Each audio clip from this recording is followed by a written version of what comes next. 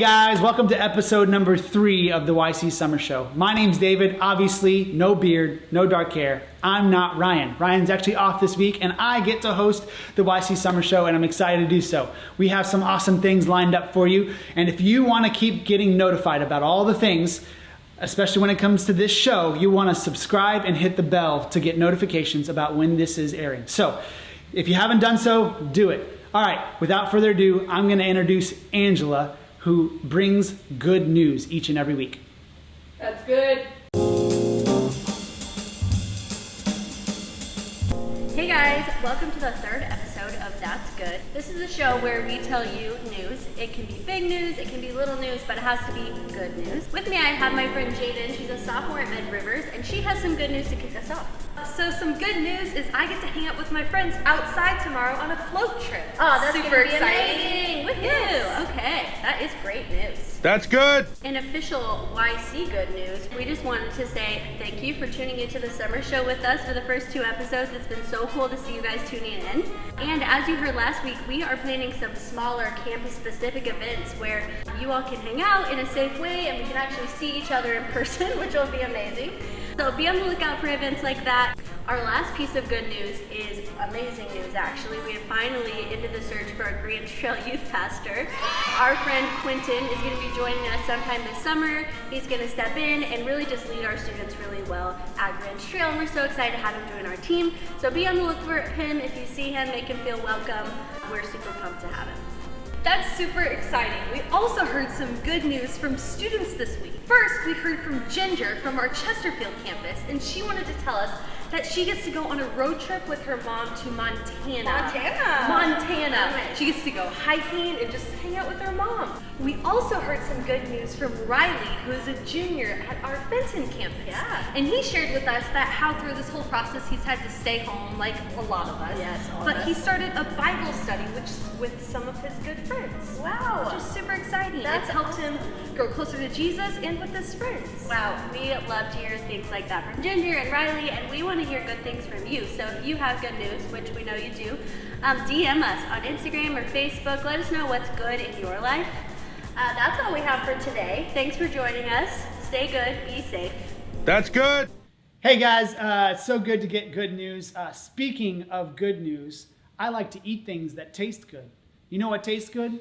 Fruit roll-up. We're gonna try that TikTok challenge where you see who can eat the fruit roll-up. Speaking of good things, fruit roll-up. Should I do it for you? Can't do it. I don't know why. Do you want me to do it? No. All right. Thanks, Ange, for giving us some great news. Speaking of things that are good, fruit roll-ups taste good. And we're about to do a TikTok challenge to see who can eat the fruit roll-ups the quickest. So, with that being said, everybody, tip of your tongue. Yep. Ready, set, go.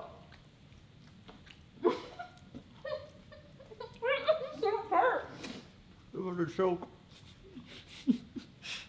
No.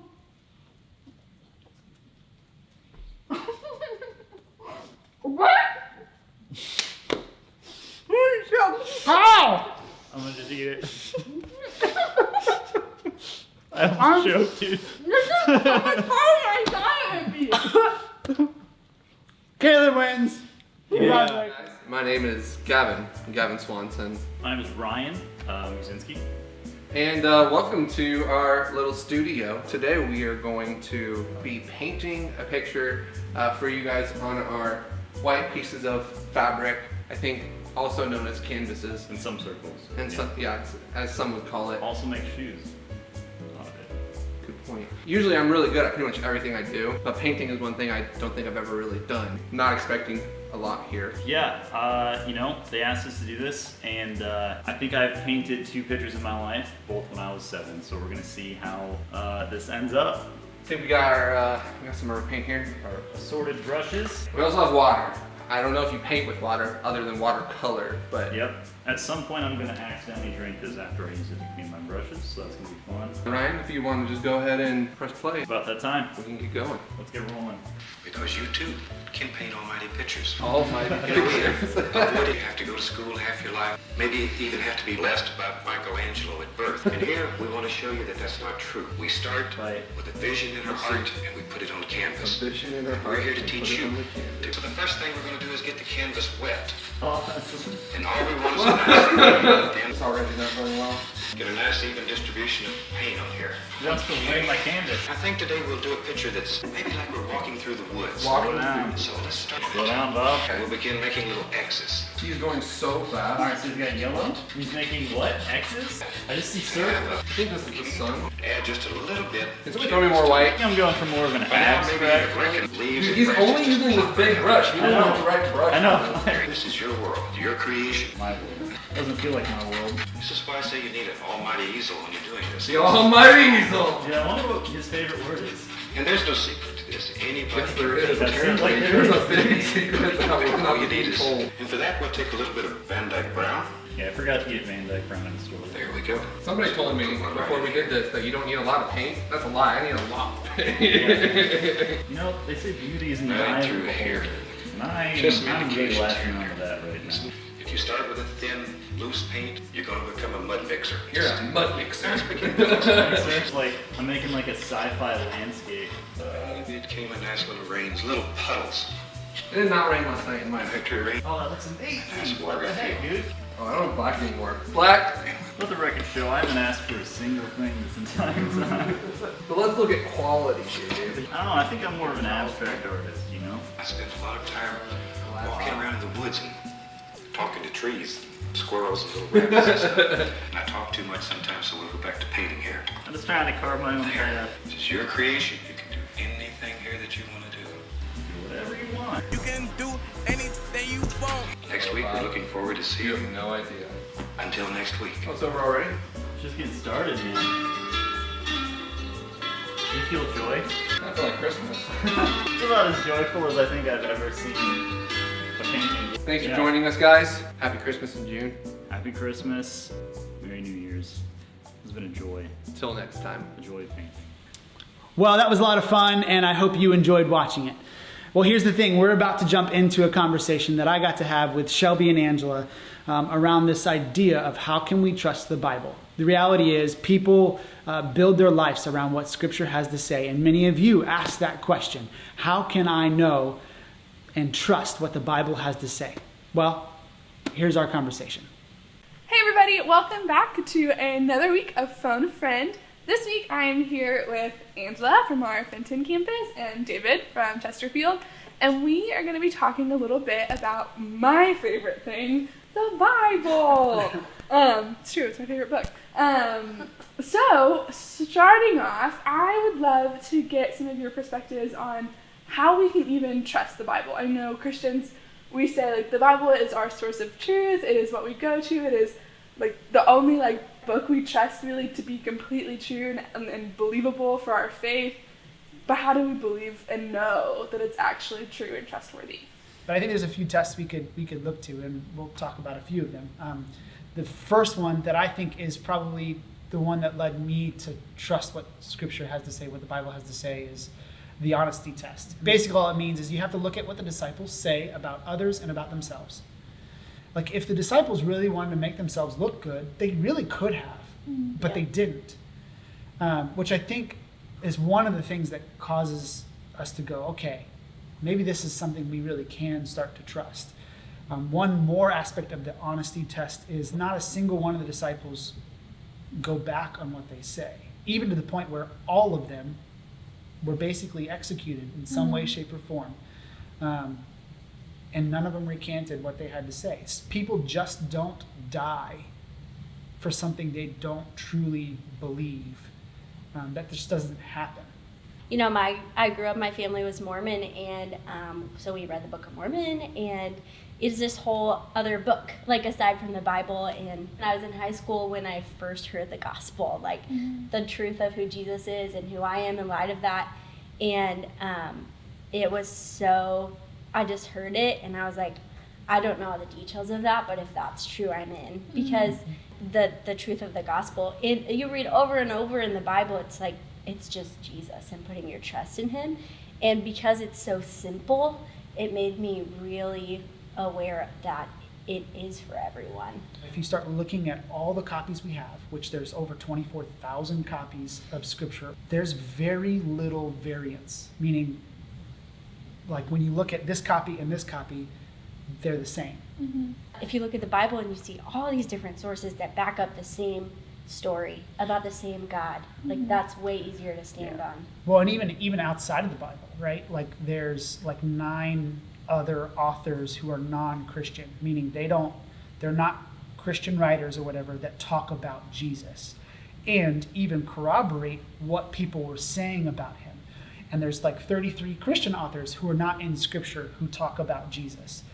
So 42 people who corroborate that, whereas like somebody like Tiberius Caesar, who was a pretty big deal, we know a little bit about him, but there's only 10 people, 10 articles about Tiberius Caesar that we have, and nobody would question, is there stuff about him that's true? One thing for me that I think is so fascinating is archaeology and the fact that no archaeological dig has ever disproved the Bible. I remember it was several years ago, people were arguing whether or not Pontius Pilate was actually a historical figure. Pontius Pilate was the man who condemned Jesus and handed him over to the Jews to be crucified.